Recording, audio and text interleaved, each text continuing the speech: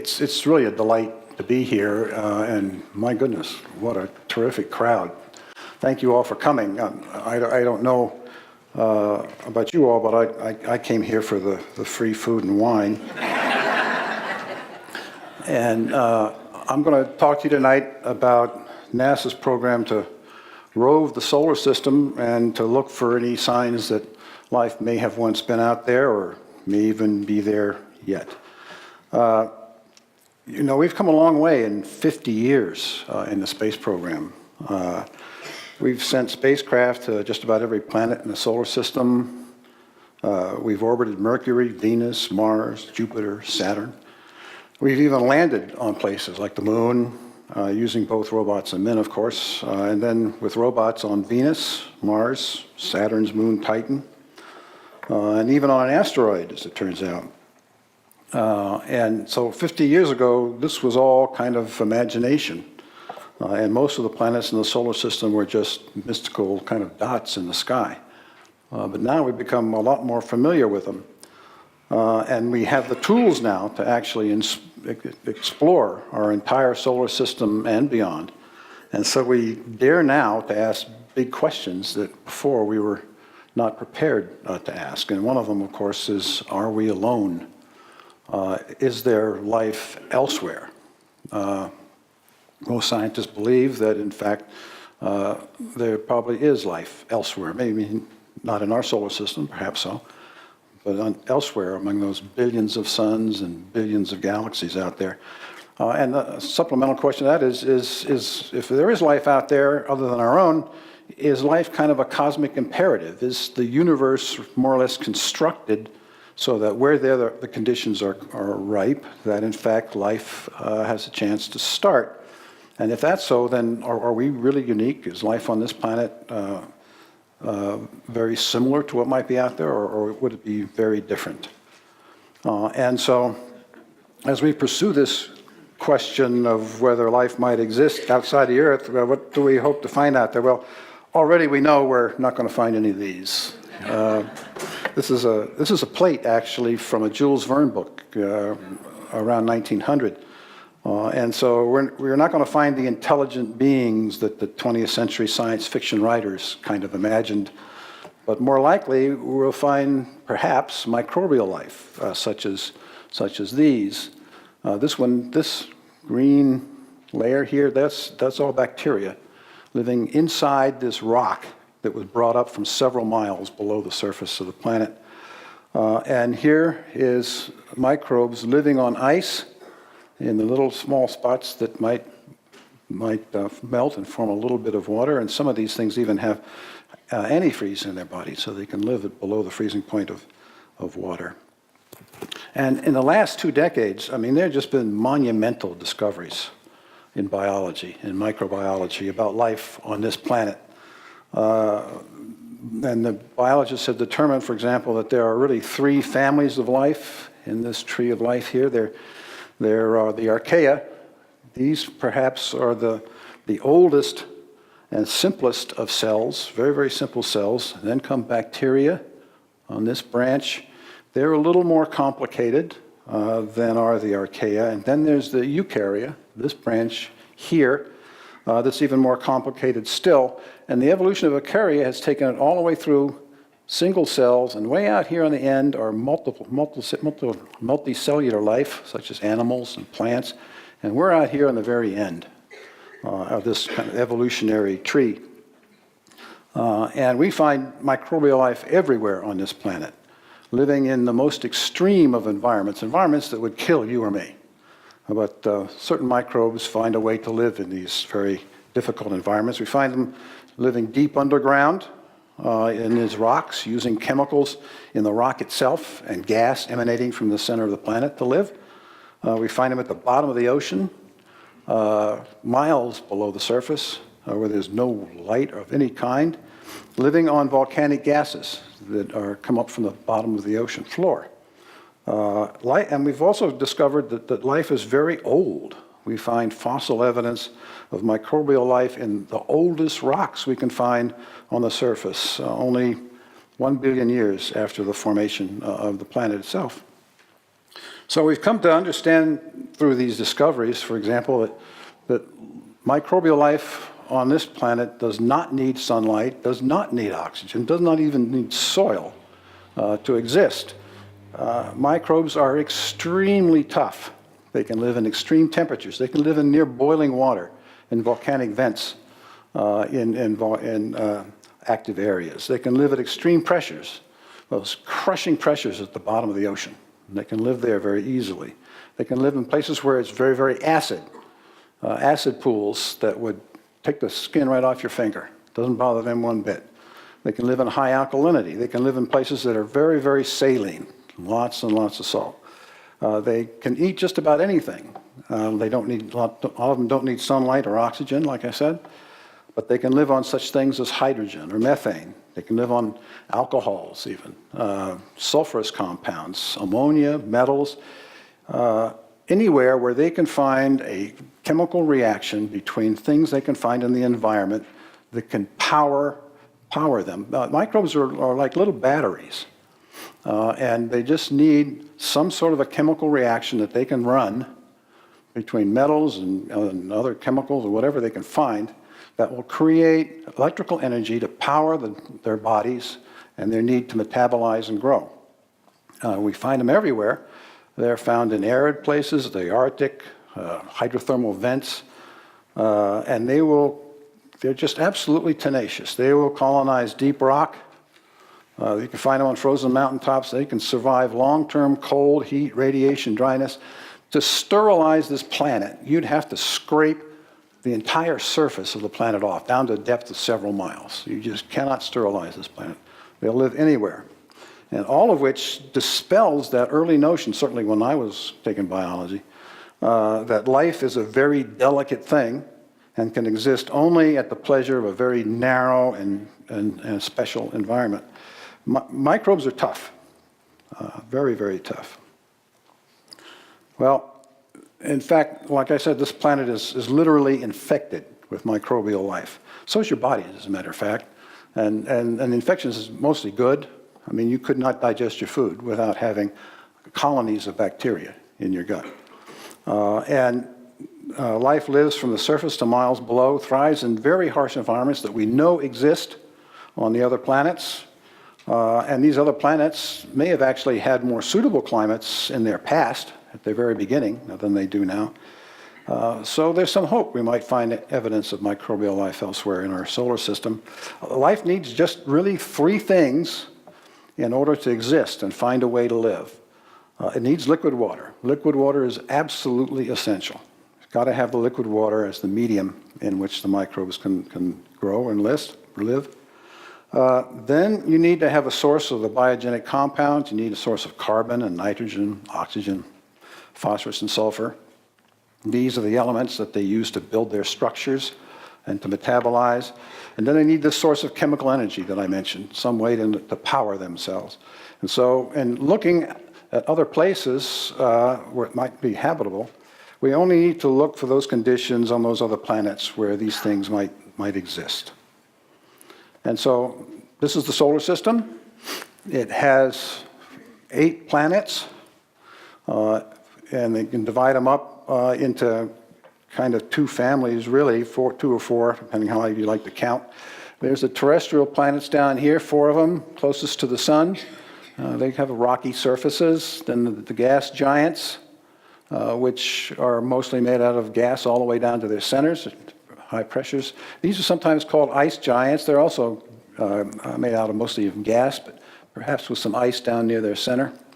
And then out here, this little guy, Pluto, the poor guy, he got demoted recently, and so we call him an ice dwarf, but he's still an interesting body, and we got a mission on its way to Pluto, arrives there in 2015. Well, let's take a look at those inner planets. Of course, the key ingredient we're looking for right off the top is water. That's the one ingredient we must have. Mercury, where's Mercury? Down here. It's lunar-like. It has no atmosphere at all. It has no water, except for perhaps in some permanently shattered craters near the North Pole. It has lots of craters very, very hot on one side and very, very cold on the other. So it doesn't look very probable. Venus, right here, is a twin to Earth in size, but otherwise totally unlike the Earth. It has a very thick atmosphere, 90 times the pressure on the surface as here. And the temperature at the surface will melt lead. So if you happen to walk out of a spacecraft on Venus, you'd first fry and then be crushed flat. There's no oceans, there's no water. It's a very deadly and very forbidding place. And thank goodness it's not us. Earth, oh boy, just right. Look at all that water. And perfect conditions. Mars is smaller than the Earth. These are relative sizes, by the way. It's smaller than the Earth, and it does have an atmosphere, but it's very, very thin. It's like the pressure on the surface of Mars is kind of like the pressure in our atmosphere at about 100,000 feet. It's very, very thin. And it has a very desert-like surface with a fair number of craters. But there is water, and you can see it in this picture. There's ice at the southern pole here. That's water ice frozen on the ground, just like on our poles. It's winter there. And during the change of seasons, that water evaporates and gets transported through the atmosphere and then freezes down on the North Pole in the season. You can also see clouds here over the North Summer Pole. So there's water in the atmosphere, a very small amount, but enough to form clouds, in fact. So maybe it's a good place to go look for life. And of course, Mars is the planet which has a surface most closely like our own in the entire solar system, and so it's actually been quite intriguing in the minds of man. This is a very, very, very visible planet in the sky. It's kind of a blood red planet in the sky when it's out there, which has led to to a lot of thoughts by the Romans and the Greeks that it was sort of the god of war. So how do we go about examining Mars? Well, the first thing we want to do is see if we can find signs of water somewhere. So the first thing to do is send an orbiters there and survey the planet from orbit and look for any signs that there might be water or water there in the past, or even some hydrated surface minerals that have been steeped in water over the geological history of the planet. And then after you do that, if you find good signs, then the next thing to do is go land where those orbital missions say that there might be some signs of past water there, and go look for local evidence of water and any chemical fossils of past life or organics. And we've been doing this since the mid-90s. This Mars Global Surveyor was sent there in '96. Mars Odyssey Orbiter in 2001. It's still there, still operating, and still used heavily, as well as the Mars Reconnaissance Orbiter sent in 2005. Well, what did these guys find out? Well, they found plenty of signs of ice scattered around the planet and lots of signs that there was past surface water on Mars. You can't have liquid water on Mars right now. Its atmosphere is too thin, the pressure is too low, and so what happens if you put some liquid water out on the surface, it would just evaporate. So any ice that happens to be there goes directly from ice to vapor. There's no liquid phase unless you have it briny, very briny or salty. Well, here's some data from these missions. This is information from a device on one of the orbiters that detects hydrogen on the surface, and hydrogen most likely in the form of water. And it found subsurface water all over the planet. This big blue area, there's a lot, that's where the polar cap is, so it's saturated. But even in the summer in the north, you find lots of subsurface ice. And there's water scattered all around the planet. And from imagery, you see evidence of catastrophic flooding where sometime in the past there was flowing liquid waters, massive volumes of it, that flowed down through here, creating a flood plain with these very typical ellipsoidal islands. You find a lot of drainage channels that were clearly formed by water flowing on the surface of the planet and drained out into craters. And then you find lots of these meandering rivers on the surface. And in order to cut a channel this deep, the water had to be flowing there for a long, long time, millions of years. So sometime in the past, and this planet had lots of surface water flowing around on it. So now that we know that there has been a lot of water on the planet before, and there's lots of ice below the surface, it's time to send in the rovers and go down on the surface and start seeing what we can find. And so after those first orbital surveys, we put together these rovers in the early 2000s, and we targeted them to places where we had found signs of water from the orbiters. And we gave these landers mobility so they could move around in these areas in order to better look for the extent of the water sign. Here is the Spirit rover. We sent 2 of them in 2000 and launched them in 2003. This is Spirit rover. You can see it's about the size of a child's wagon, little small wagon, and it's got an arm with a camera on top, and it's got you can't see it very easily, but it's got an instrument arm with an arm that it can stretch out and put on a rock, lots of instruments on it. And of course the mobility system that allows it to rove around.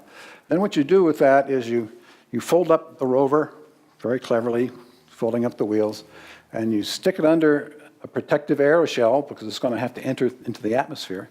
And then here's the heat shield to protect everything from the entry. And this little cylindrical thing on the top is the flight unit that carries it from Earth to Mars. That's the guy that takes it to Mars and then deposits this entry system into the atmosphere. This is the launch in June 2003 of Spirit. And a month later, we launched the Opportunity rover. Now, these rovers were small, and we landed on Mars using airbags. And what happens is you enter the atmosphere at about 13,000 miles an hour.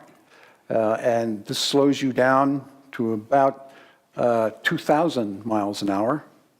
And then you have to pop out a parachute, a supersonic parachute, as it turns out. And that slows you down from 2,000 miles an hour to 200 miles an hour. Remember, the atmosphere of Mars is thin. Parachute ain't going to do it. It'll slow you down, but you're going to hit the surface real hard. So you got to do something else. And so what they do is they drop the lander below the aeroshell. Then they blow up some airbags around the lander. And then when you get near the surface, you fire these rockets, which brings the velocity to about near zero at about 100 feet up.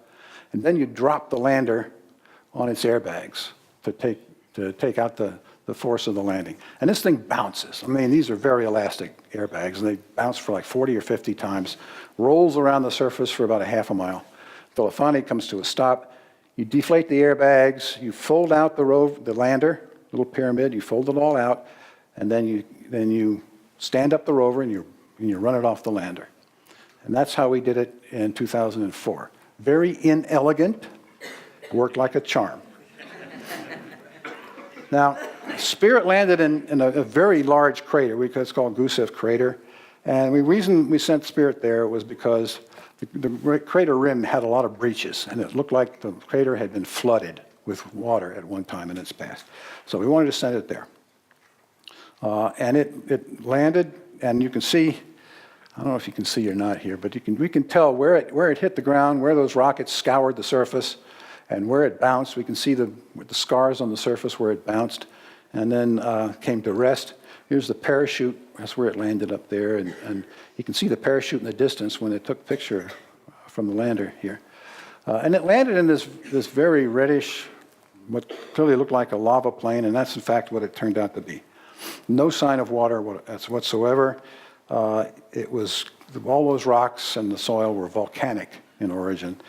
And so they drove the rover all the way from its landing site, that's to the hills, which are several kilometers away. You can see them here, 3 or 4 kilometers away.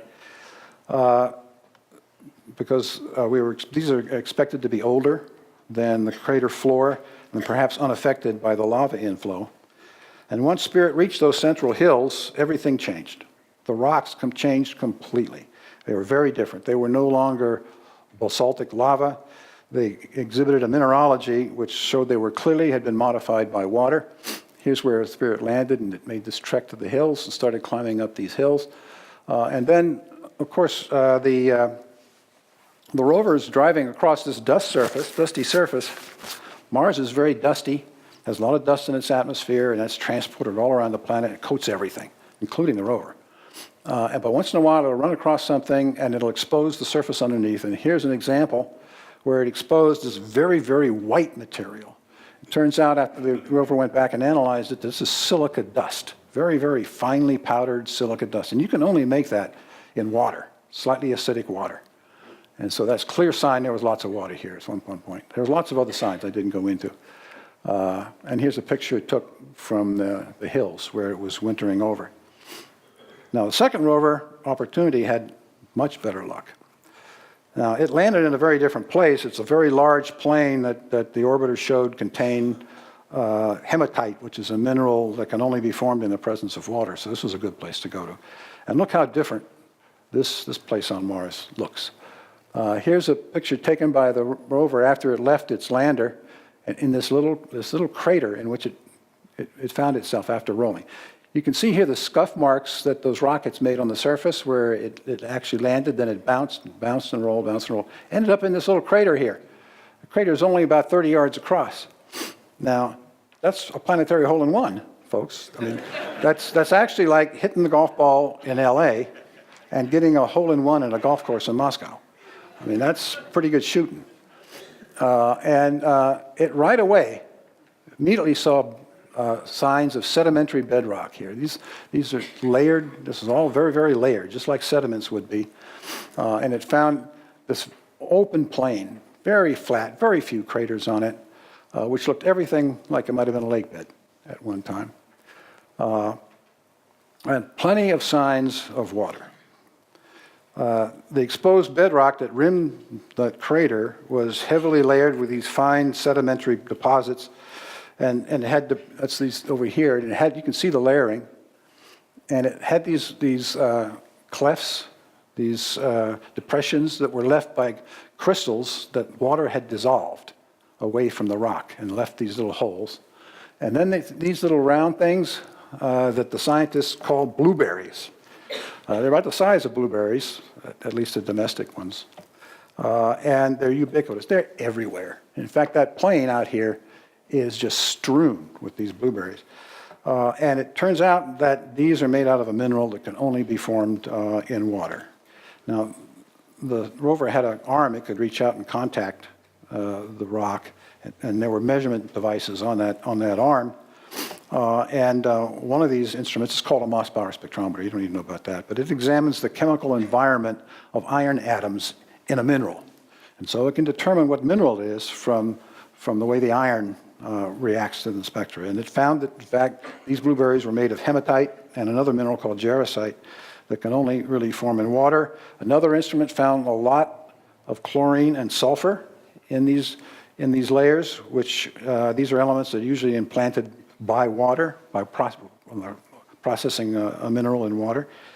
And so clearly, this area where it landed, called Meridiani, was once a lake with a sedimentary bottom and later flowing water as it dried up. Well, this was all great. So to follow up with these near equatorial rovers, in 2007, we sent a relatively simple and inexpensive lander to very high latitudes near the North Pole, way up here. And this lander didn't use the airbags, but it used rockets for landing to take the terminal velocity out. And it worked perfectly, and its purpose was to examine the soil to search for ice. And it found it immediately and in abundance. This is a picture that the lander took from underneath of it just after it landed. You see these scours where these rocket engines scoured the surface and blew all that dust away. That's ice, absolutely pure ice. And then as it dug into the soil to sample the soil, it got down to a depth of a few centimeters and came across a very hard white layer. Again, ice. And you could watch over time, you could watch this ice sublimate and turn into vapor. So there's actually quite a bit of water on Mars. So now that we found the water, we need to go back again and do the geochemistry in places like this and look for organics. And that requires a very, very different kind of lander and a very, very different kind of instrumentation suite. And so the goal this time with the Curiosity rover was to establish the habitability of Mars, not to look for life. It wasn't instrumented for that, but it was instrumented to look to see if Mars was ever a habitable planet. And if it's possible that somewhere below the surface that there might even be life possible. So it's looking for chemical signs that would indicate that Mars was a habitable place. And so this rover carried a whole new set of very complex instruments. It's basically a chemical analysis laboratory on wheels that we sent to Mars. Well, this is a massive rover. The Spirit and Opportunity weighed 300 kilograms. This rover weighs a ton, huge. And I think you can see that it required a whole new landing scheme. Airbags don't scale, they're not going to work. And we've got to do something about those rockets. So here's what the engineers did. I want to show you this video, and you can see how.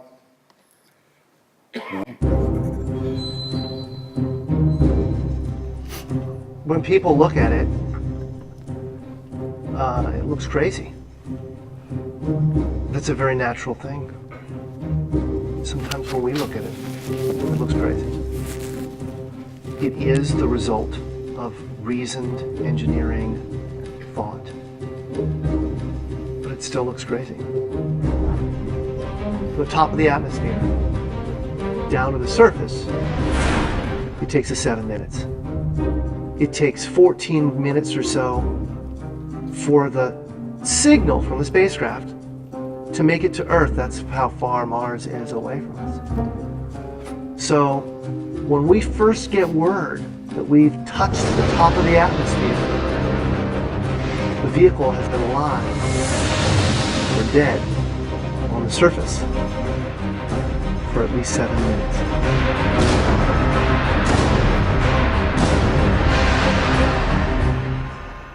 Entry, descent, and landing, also known as EDL, is referred to as the 7 minutes of terror, because we've got literally 7 minutes to get from the top of the atmosphere to the surface of Mars, going from 13,000 miles an hour to 0 in perfect sequence, perfect choreography, perfect timing, and the computer has to do it all by itself with no help from the ground.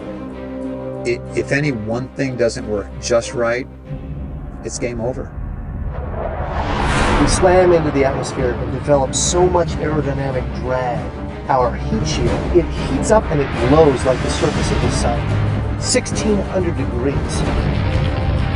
During entry, the vehicle is not only slowing down violently through the atmosphere, but also we are guiding it like an airplane to be able to land in a very narrow, constrained space. This is one of the biggest challenges that we're facing, and one that we had never attempted on Mars. Mars is actually really hard to slow down because it has just enough atmosphere that you have to deal with it. Otherwise, it will destroy your spacecraft. On the other hand, it doesn't have enough atmosphere to finish the job. We're still going about 1,000 miles an hour. So at that point, we use a parachute. The parachute is the largest and strongest supersonic parachute that we've ever built to date. It has to be able to withstand 65,000 pounds of force, even though the parachute itself only weighs about 100 pounds.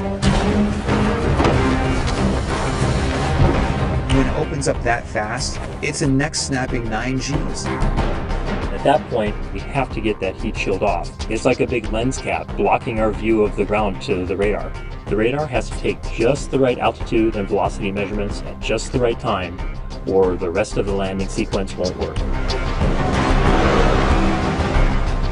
This big, huge parachute that we've got, it'll only slow us down to about 200 miles an hour. And that's not slow enough to land. So we have no choice, but we've got to cut it off and then come down in rockets. Once we turn those rocket motors on, if we don't do something, we're just going to smack right back into the parachute. So the first thing we do is make this really radical divert. We fly off to the side. Diverting away from the parachute, killing our horizontal velocity and our vertical velocity, getting the rover moving straight up and down so it can look at the surface with its radar and see where we're going to land. And we head straight down to the bottom of a crater, right beside a 6-kilometer high mountain.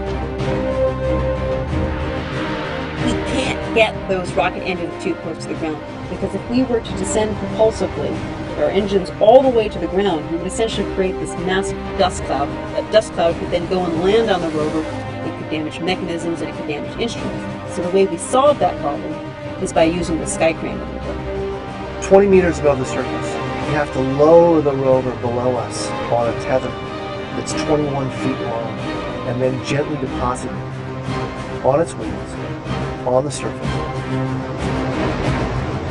As the rover touches down and is now on the ground, the descent stage is in a collision course with the rover. We must cut the bridle immediately and fly the descent stage to a safe distance from the rover.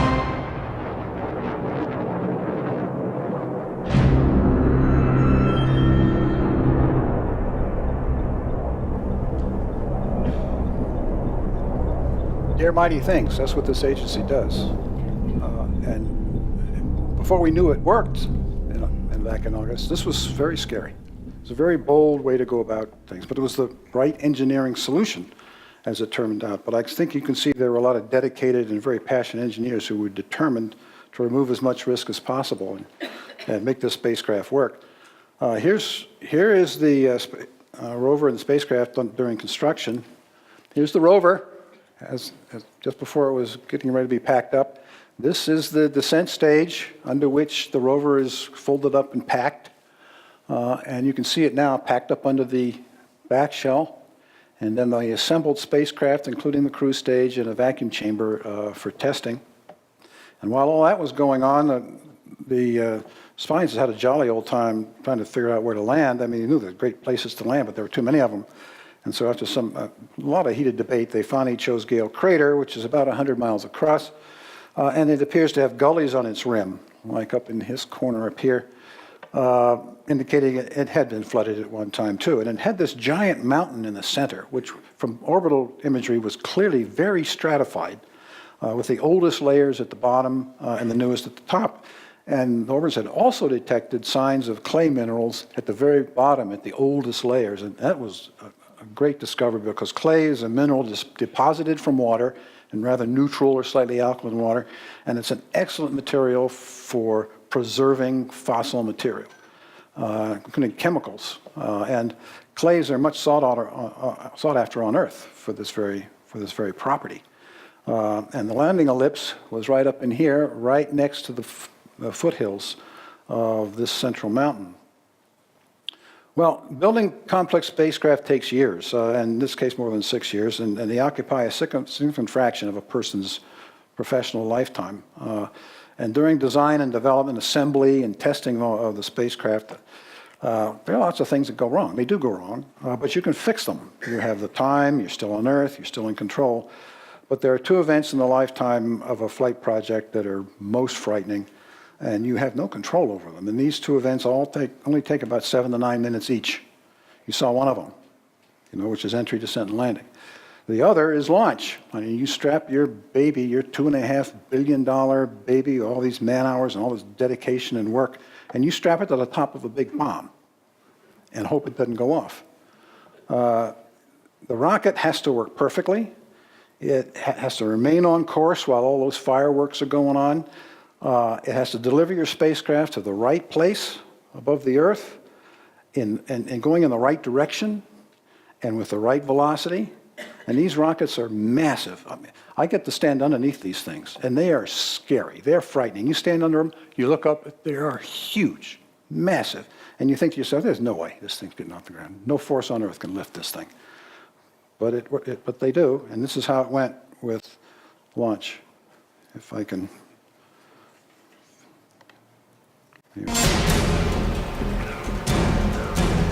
LC, this is the LD on Channel 1. LC, you have permission to launch. Roger. Proceeding with the count. T-minus 10, 9, 8. 7, 6, 5, 4, 3, 2, 1.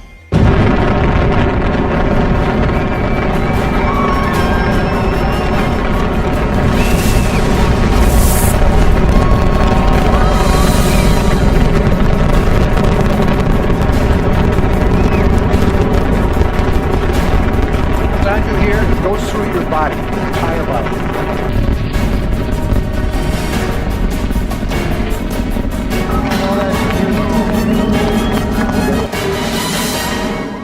confident that she's going to go and she's going to be successful? Absolutely. It's going to go and she'll be good. Right. It was good. And then comes the 7 minutes of hell after 7-month cruise to Mars. The cruise went just fine. That little cylindrical spacecraft did its thing, did some mid-course maneuvers to fine-tune the course of the spacecraft so it would get to the right place above the planet for entry. Then came the 7 minutes of terror. And here's how it went from the point of view of the cameras in the JPL Control Center at the night of August 6th last. I'd like you to kind of pay attention to the people in this.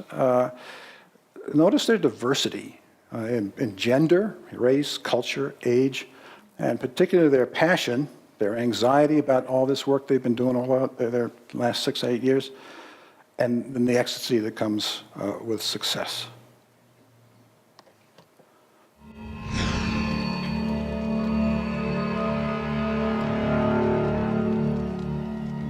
Things are looking good on entry.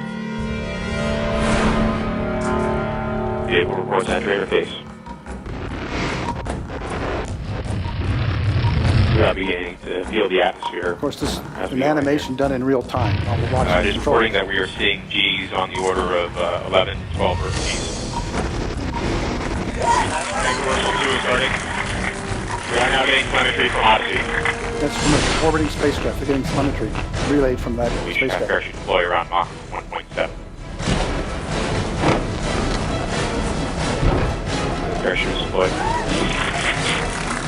We are decelerating. The chill has separated where we found the ground. We're down to 90 meters per second at an altitude of 6.5 kilometers descending. Standing by for batch hull separation.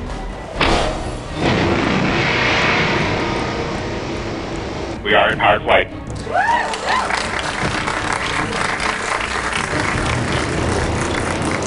We're at an altitude of 1 kilometer descending. Standing by for stack main. Stack main is started.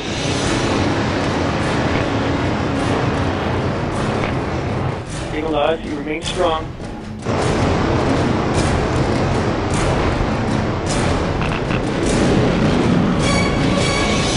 Touchdown confirmed. We're seeing on Mars.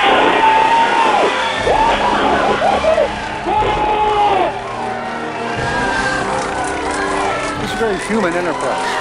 Not just everybody.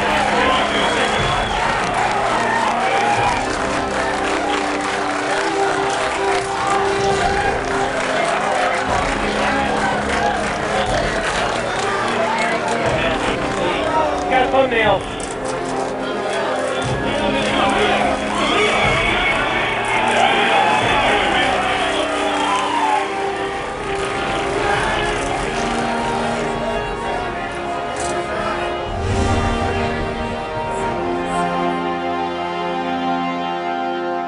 That's why we do these things. I've seen this thing about 20 times.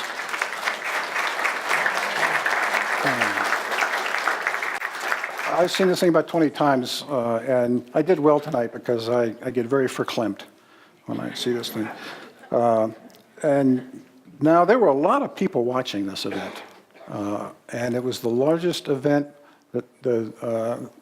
since the Apollo landing, the number of people who were watching this. People came out to New York Times Square, almost 2,000 people, in the middle of the night to see this thing happen. Very exciting drama. And there were others watching too. Those 2 spacecraft in Mars orbit were actually watching as well. And the Mars Reconnaissance Orbiter watched as the spacecraft descended through the atmosphere, caught this picture of the entry capsule on parachute on the way to the surface. The next orbit around, everything was on the surface, and it took the next picture, which you can see here. This is the scour marks of those engines on the ground, and Curiosity's little blip there in the middle. The heat shield crash site is there. And the Sky Crane crashed over here, and there's a back shell and a parachute. And it indeed was safe on Mars. These are among the first pictures taken by the rover. This is the rim of the crater to the north of the vehicle, and to the south there's that gorgeous Mount Sharp, which is its target very soon. Okay, let's see, doing it in the wrong direction, didn't we? So where's Curiosity going to go? Well, first it's going to make an excursion over here to this little site called Glen Egg. It's only about a few hundred yards away, and that's where it is now. Then it's going to make about a 2-kilometer trek down here to the base of Mount Sharp, go across these dunes, and then up this valley. And here is a picture here taken by the rover of that area. And here are the dunes, the dark dunes in the foreground. And this is the lower slope of Mount Sharp, and then the upper slopes. You notice the difference in color here, this darker? That's where all those clays are. And that's going to be our target for next year. And already it's found lots of signs of past water inside this crater. This is an area that Curiosity came across on its way to that first site. And it looks like, some sort of piece of concrete kind of tilted over on its side, and that's actually a fairly good description of what this material was like. It's a sedimentary layer that's been concreted together, and underneath of it are all these little pebbles, and you notice they're rounded. Now, that means you had to have flowing water here before. The rover landed in a riverbed. These are all river stones that were clearly formed in flowing water. Right now, this is where it landed. Now made a little traverse over to this new area here with some different geological structures it wants to examine. It'll be there until about the first of the year, and then it'll be off down that way, headed for Mount Sharp. This shows you some of the first samples that it got. It wanted to sample all of that ubiquitous dust that goes around the planet. It wanted to get a baseline sample of what Mars is like. And so it rolled up on the dune, made a little scuff mark to get to the bottom of it. And then the turret on the arm approached it, grabbed the sample, scooped it up, dumped it into the analytical instruments inside the spacecraft. A gas chromatograph mass spectrometer, some of you might know what that is, analyzes the volatiles that are released by heating these samples and found really nothing unusual. This was a typical sample of a volcanic basalt that we know exists on Mars. There were no sign of organic material right here, but there were some interesting results, including signs of a possible strong oxidizing material in the soil, as the Phoenix Polar Lander found. There's a lot more to come from this rover, and we all can't wait until we sample those ancient clay materials, Mount Sharp, next year. Well, I focused my talk on Mars because of all the spacecraft activity that's currently there, but it's not the only place in the solar system where there is potential for finding signs of life. And for example, one of them is Jupiter's icy moon, Europa. This is a picture from the Galileo spacecraft that shows this little icy moon right in front. And it's about slightly smaller than our own moon in size, but it's like the white billiard ball. It's incredibly bright, and that's because the surface is completely covered in ice. And with some impurities that you can see there, it's shown in red. And what we've discovered about Europa is it's incredibly smooth, smoother than a billiard ball. And this covering of ice covers a global ocean that lies underneath that ice.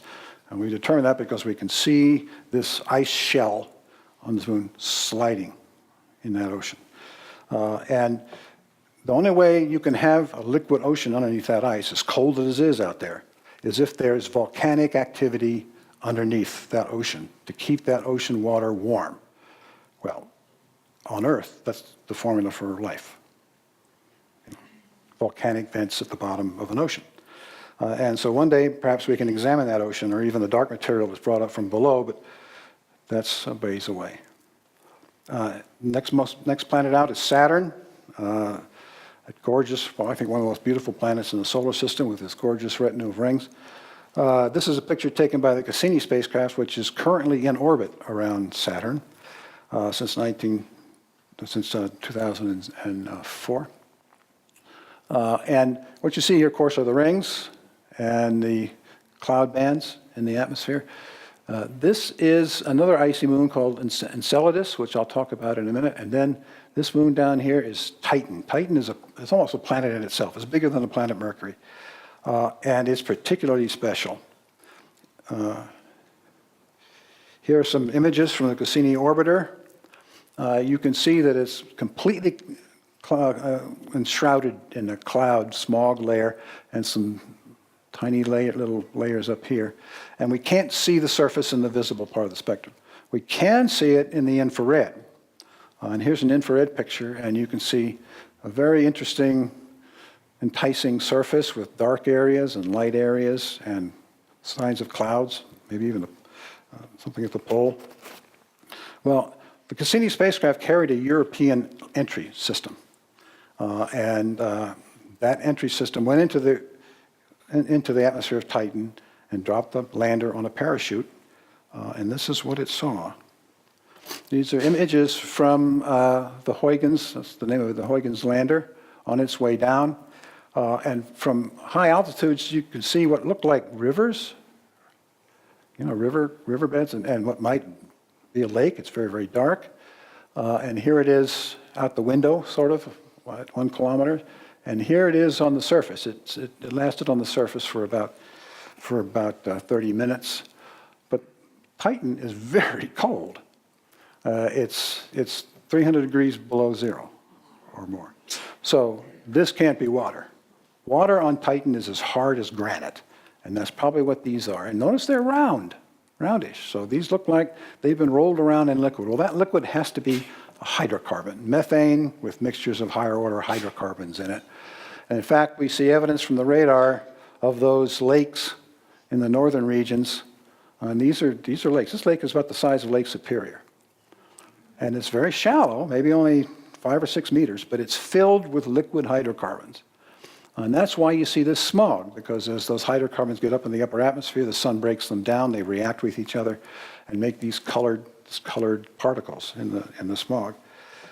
So Titan is kind of a refrigerated fossil planet from which we may be able to learn a lot about the early chemical processes that led to the origin of these organic molecules in our own planet.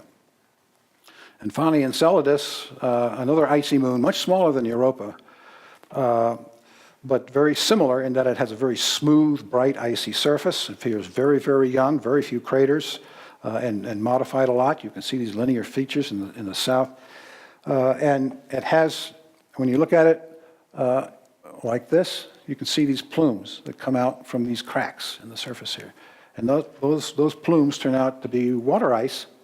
And Cassini actually flew through these plumes a couple of years ago and took samples of what was there and discovered that there's a lot of high molecular weight material scattered within this ice. Not quite sure what it is, but you can bet we want to go back there and find out what that stuff is. It's probably organic material. So like Europa, this could be another world with liquid water beneath that icy surface, energy for heat, and chemicals for life protected beneath this icy surface. And so what might we hope to find in our solar system? Well, with all this tantalizing evidence, we just simply have to continue our explorations to look for evidence of a habitable place or life elsewhere in our solar system. And on Mars, we might find microbes deep underground where water can be liquid, living like those rock-dwelling microbes that we find here on Earth. On Europa or Enceladus, we might find microbes living in a global ice-covered ocean, living on volcanic effluent like we find at the bottom of the Earth's oceans. And on Titan, we might discover some of the original chemical processes that made life possible on our own planet.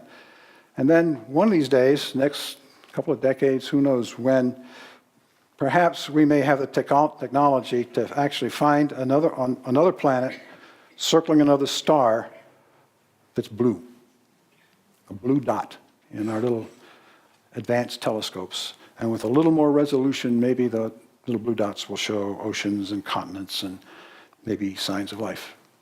That's all for our kids. Thank you for your attention.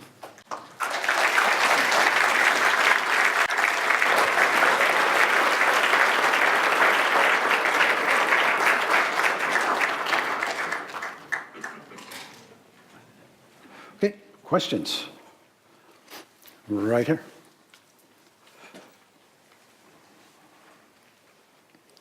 When life is finally found on Mars or the moon or the moons or anything, would NASA in any way suppress that information? Absolutely not. Absolutely not. That's got to be one of the most, if that ever happened, that was a fundamentally important discovery for humankind. There's no way they could suppress that. Back here.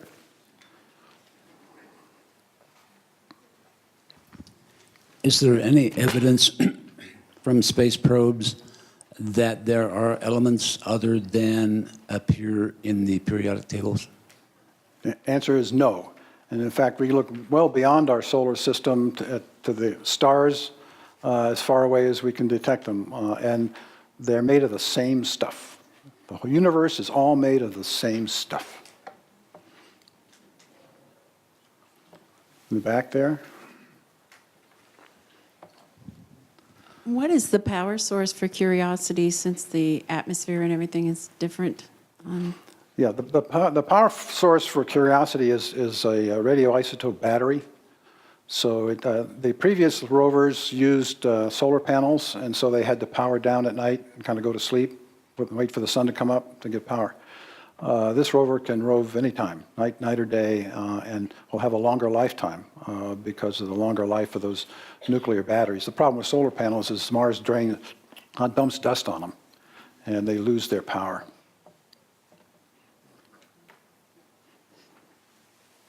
Over here. I'm just curious how you define life and how do you test for it when you... Yeah. It's just more basic. That's an excellent question, and I don't have a definitive answer for you. I mean, it is something that scientists wrestle with, and everybody's got their own favorite definition. The one thing we do know is what life is made of here on this planet, our style of life on this planet. And so we can look for the basic chemistry that powers us on this planet and look for that elsewhere.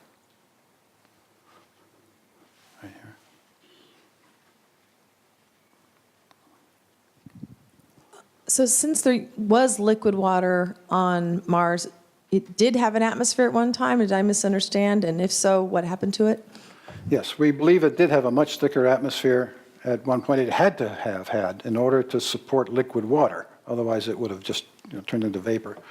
And so we believe actually that Mars, early in its history, within 10% of its formation time, it was very much like the Earth. Both planets had abundant atmospheres and a lot of water. And that Mars, being smaller, about half the size of Earth, cooled more rapidly. It lost its magnetic field, and therefore the protection it would have against the solar wind blowing the atmosphere away. And so we believe that Mars lost a lot of its atmosphere due to simply getting stripped away by the solar wind.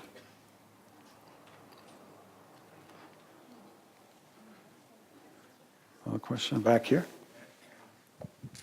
Did Ray Bradbury, when he wrote the Martian Chronicles, have any insight to what you're now discovering with your probes?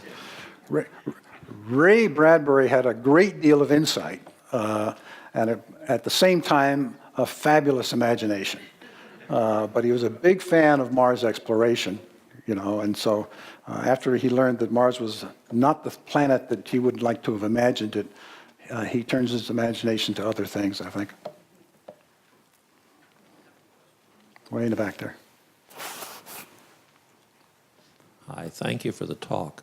Recently, one of the staff on this program made, I guess, a premature announcement that something special had been discovered, and I wonder whatever happened to that.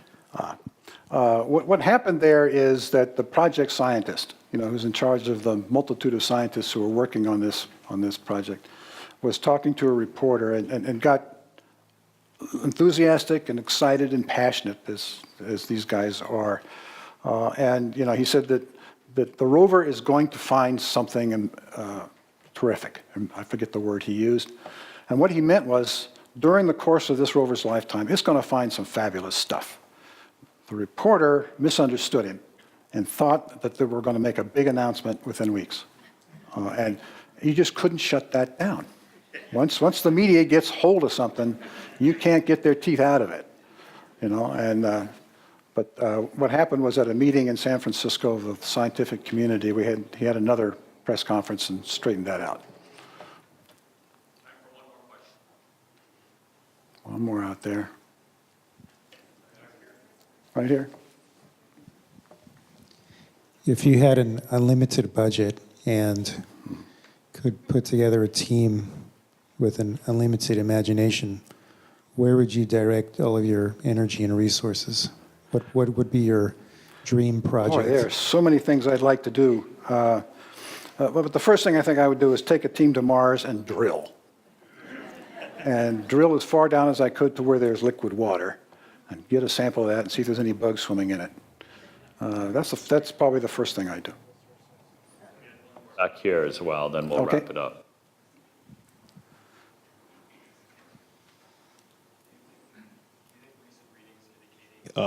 The apparent disappearance of hydrogen on the surface of Titan could be indicative of a methanogenic organism, perhaps consuming hydrogen and acetylite for energy?